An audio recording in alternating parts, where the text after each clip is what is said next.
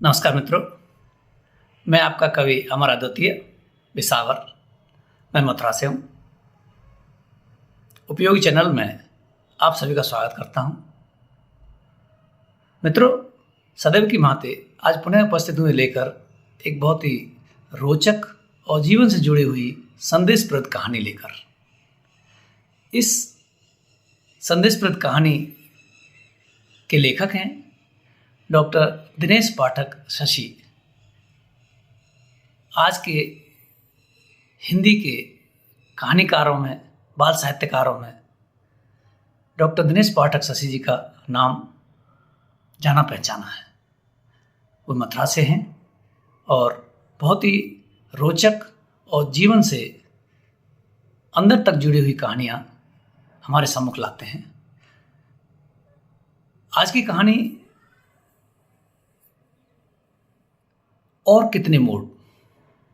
यह कहानी उनके 2020 में छपे कहानी संग्रह निरीह से ली गई है। मित्रों, प्रस्तुत कर रहा हूं कहानी और कितने मोड़, जो निरीह कहानी संग्रह से ली गई है। आज का प्रश्न बहुत टेढ़ा है बड़े भाई। वह बुदबुदाया और लिफाफा मोड़कर जेब में रख लिया। अनेक प्रश्न जैसे पहाड़ बनकर सामने खड़े हो गए। जब जब उसने थकान महसूस की और मन उद्विग्न हुआ है, अक्सर वह इस पार्क में आकर बैठा है। बाटा चौक का यह छोटा सा गोल पार्क, जिसके बीचों बीच बना चौकोर छोटा सा तालाब और तालाब में लगे बीसियों फव्वारे से उठती गिरती रंगीन धाराओं को देखकर मन में एक शांति महसूस की और उसे अंग्रेजी कविता फाउंटेन की बरबस ही याद आती रही है, जिसने उसकी थकान को मिटाकर शरीर में नई स्फूर्ति का संचार किया है और वह चिंता मुक्त हो प्रकृति की अद्भुत छटा में डूब गया है। मगर आज यह सब चीजें निरर्थक सिद्ध हो गई। फैक्ट्री से छूटकर कमरे पर गया। हाथ मुंह धोने के बाद भी लगता रहा जैसे चेहरे की त्वचा पर खिंचाव बढ़ता जा रहा है। धच धच कर स्टोव जलाया और खाना बना खाकर शाम के 7 बजे बजते बजते वह इस पार्क की तरफ चला आया। विशेष भीड़ होते हुए भी पार्क कुछ अजीब सा लगा। उसने चारों ओर देखा। कई युगल बैठे अधलेटे से चुहलबाजी कर रहे थे। फव्वारे हर 30 सेकंड बाद आज के आदमी की तरह अपना रंग बदल रहे थे, कभी पीला, कभी गुलाबी और कभी लाल। मगर वे भी अजीब लगे। आज उसकी निगाहें ऐसा स्थान ढूंढने लगी जहां थोड़ी विरलता हो। निरीक्षण के बाद वह तालाब की दीवार के पास ही विद्युत खंभे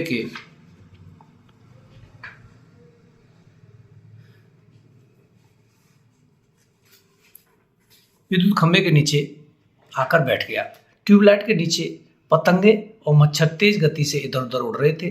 फिर भी उनके अस्तित्व को नकारते हुए वह दीवार से पीठ लगाकर अधलेटा हो गया।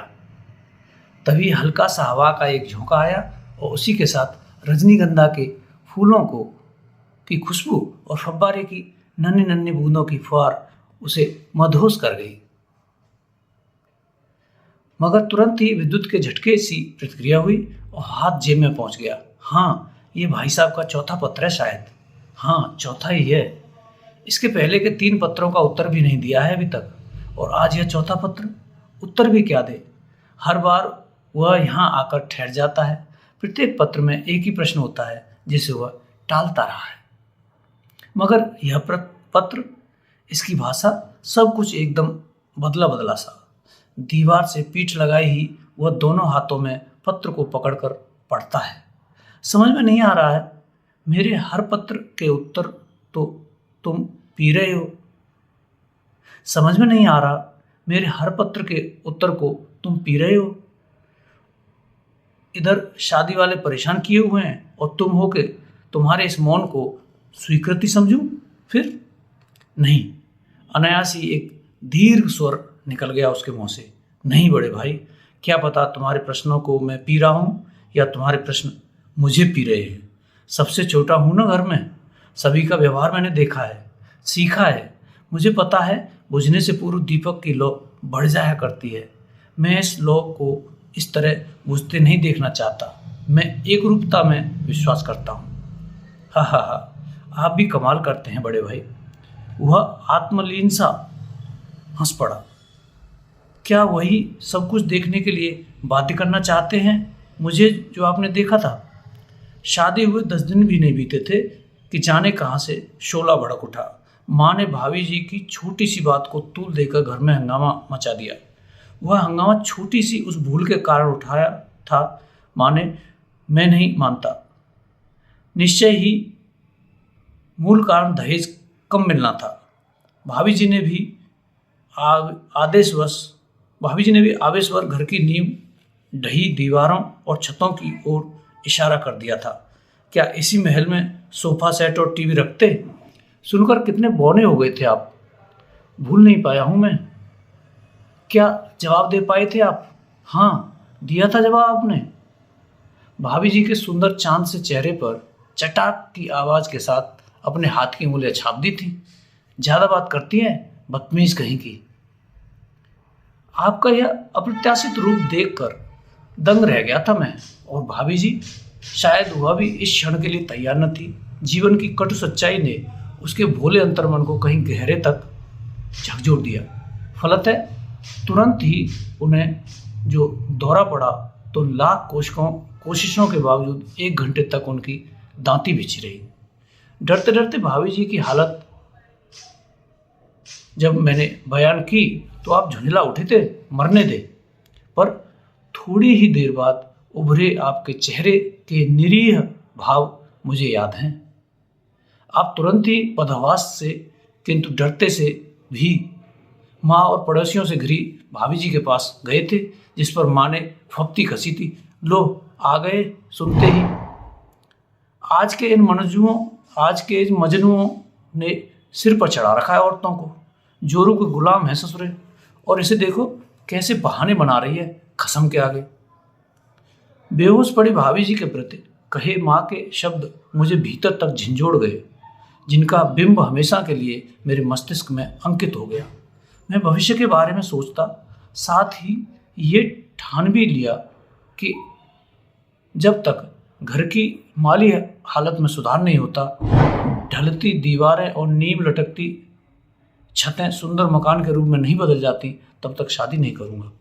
मगर ये सारी कल्पना साकार रूप ले विचार के आते ही मैं एक अंधे मोड़ पर अपने को खड़ा पाता। हाई स्कूल के बाद इंटरमीडिएट भी प्रथम श्रेणी में उत्तीर्ण कर मेरा प्रवेश यूनिवर्सिटी में हो गया तो आपने पिताजी को लिखा था, बड़ा होनहार लड़का है, थोड़ा ध्यान रखना इसके खान पान का। मैंने भी चोरी छिपे वह पत्र पढ़ लिया, जिसे पढ़कर मन फूला नहीं समाया था। बड़ा होनहार लड़का है। मित्रों द्वारा इंजीनियर कहलाने के लोग को संवरण कर पाना मेरे लिए मुश्किल हो गया। जब भी कोई साथी इंजीनियर साहब कहकर पुकारता, गली में गुजरते हुए सीना स्वतः ही 2 इंच फूल जाता और मैं उदारता दिखाते हुए कहता, अरे भाई, अभी कहाँ बन गया इंजीनियर, अभी तो पहला ही वर्ष है। मगर अंदर ही अंदर कुछ गुदगुदा सा जाता। कल्पना के पर लग जाते। इंजीनियरिंग पूरी करते ही फर्स्ट क्लास नौकरी मिल ही जाएगी, बस फिर क्या। सबसे पहले एक मकान बनवाऊंगा, इस जीर्ण शीर्ण मकान को तोड़वाकर। फिर शादी का विचार आते ही किसी कन्या का सुंदर चेहरा सामने घूम जाता। धीरे धीरे फाइनल ईयर आ पहुंची। सारे घर में उत्साह सा दिखाई देने लगा।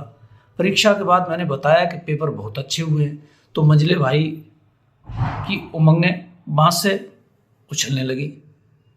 एक आशा थी उसके पीछे, जो उन्हें ऐसा करने पर उद्यत कर रही थी। घर के सुधार की आशा। सभी रिश्तेदार मित्रों ने भी पिताजी को आश्वासन दिए कि परीक्षा फल आने दो, नौकरी तो लगवा ही देंगे। 2 महीने बाद परीक्षा फल ही घोषित हो गया। प्रथम श्रेणी में उत्तीर्ण होने की खबर पाते ही घर में खुशियों का सैलाब सा आ गया। खूब गीत बजे। गलियों से गुजरते वक्त गांव के लोगों की प्रशंसात्मक दृष्टि जब मुझ पर केंद्रित होती तो लगता जैसे बहुत बड़ा तीर मार लिया है मैंने। नवविकसित कलिका सी खुशी में कुछ दिन तो बीत गए, पर शीघ्र ही चिंता हुई और मैंने भाग दौड़ आरंभ कर दी। मगर ये क्या, जो लोग प्रशंसात्मक शब्दों की बौछार के साथ साथ कहते नहीं थकते थे, सर्विस तो लगी ही समझो, अब वही किनारा करते नजर आए। परीक्षा के बाद सभी की असमर्थता का भान हुआ तो जिंदगी के यथार्थ धरातल का ज्ञान हुआ। घर अब पतझड़ के मौसम सा सूना सूना लगने लगा। जिधर से गुजरता लगता सभी की निगाहें उसे उसी तरह घूर रही हैं जैसे कटघरे में खड़े मुजरिम को एकत्रित भीड़ घूरती है। मैं सकपका जाता, अंदर ही अंदर एक आग सुलगती तो इस त्रासदी के विरुद्ध भड़क उठना चाहते। विभिन्न अखबारों में रोजगार विज्ञापन ढूंढते ढूंढते मस्तिष्क गर्म हो उठता। फिर भी रात को लगाए निशानों पतों पर सुबह ही पोस्टल ऑर्डर और एप्लीकेशन रवाना कर देता। मगर हर जगह साक्षात्कार के लिए बाद में बुलाया जाता, अप्रोच वालों का सिलेक्शन पहले ही हो जाता। ची धच एक जोरदार आवाज सुनकर वह हड़बड़ा उठा। यक वक निगाह आवाज की दिशा में घूम गई। थर्मल पावर प्लांट की ओर से आता हुआ एक ट्रक विद्युत खंभे से टकरा गया था। पार्क की भीड़ के साथ वह भी ट्रक के पास पहुंच गया। अरे, यह तो अपनी ही फैक्ट्री का ट्रक है। अचानक निगाह ट्रक पर लिखे नाम पर पहुंच गई।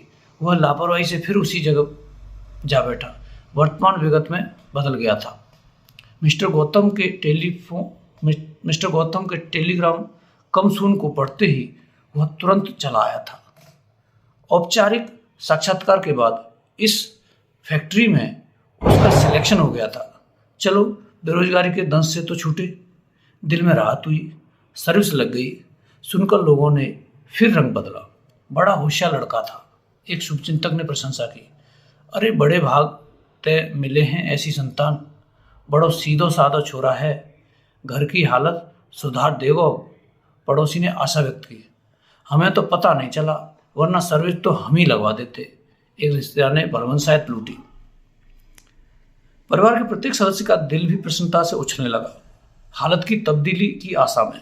मगर महंगाई और वेतन के जोड़ घटाने में ही 1 वर्ष बीत गया। सूखाई तो पिताजी को शंका हुई, कहीं शहर जाकर लड़का।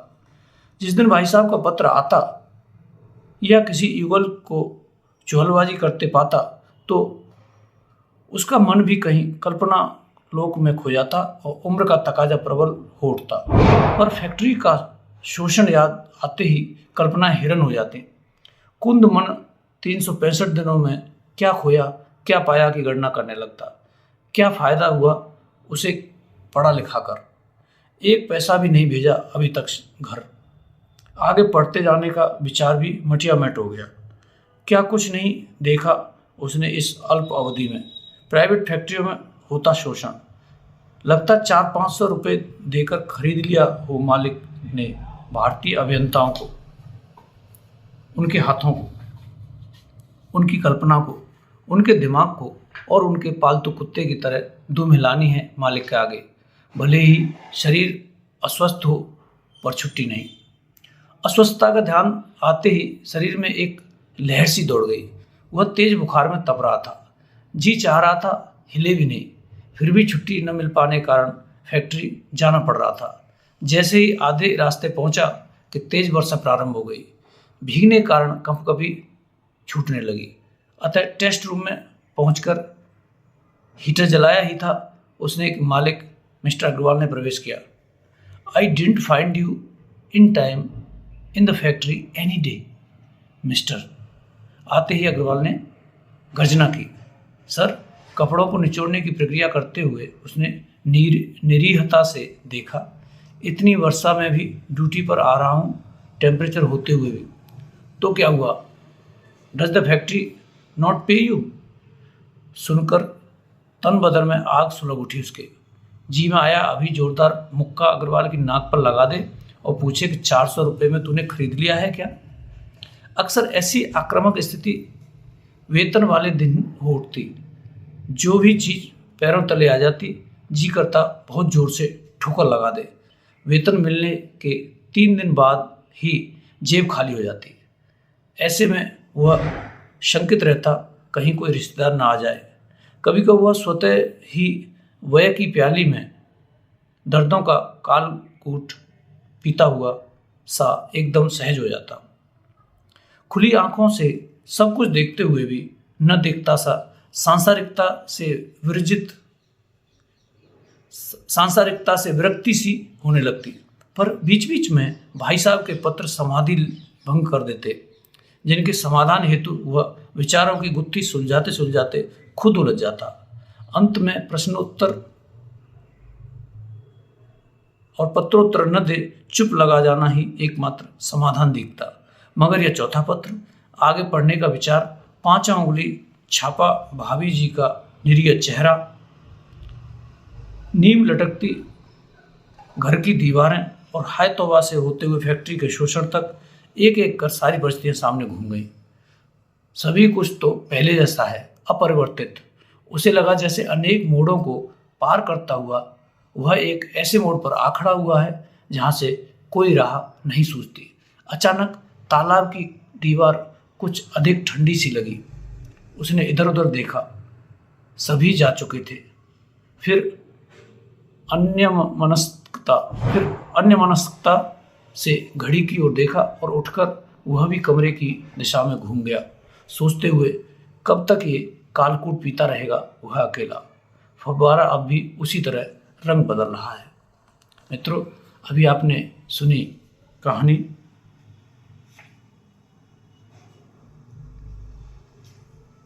और कितने बोर्ड, जो कहानी संग्रह निरीह से ली गई है और इसके रचयिता हैं डॉक्टर दिनेश पाठक शशि जी, मथुरा से। मित्रों, ऐसी कहानी, निबंध, आलेख, व्यंग लेख सुनने के लिए हमसे जुड़े रहें। हमारा चैनल सब्सक्राइब कर लें। धन्यवाद।